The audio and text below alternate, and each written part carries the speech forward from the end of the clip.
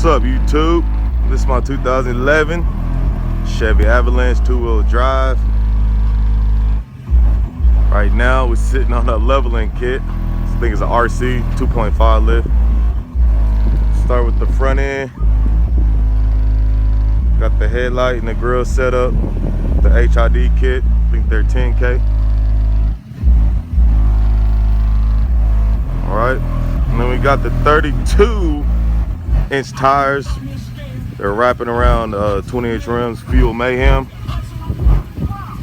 Good little setup. Definitely need a bigger lift though. Show y'all what I did with the pretty much just hitting the wheel well right here, so I had to cut that. I can't do a full turn now. I took the running boards off because it was hitting there as well. Let me back up. Y'all fuel. Alright.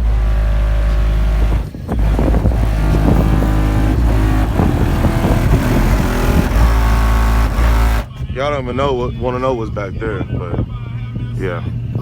We'll get to that in the next video.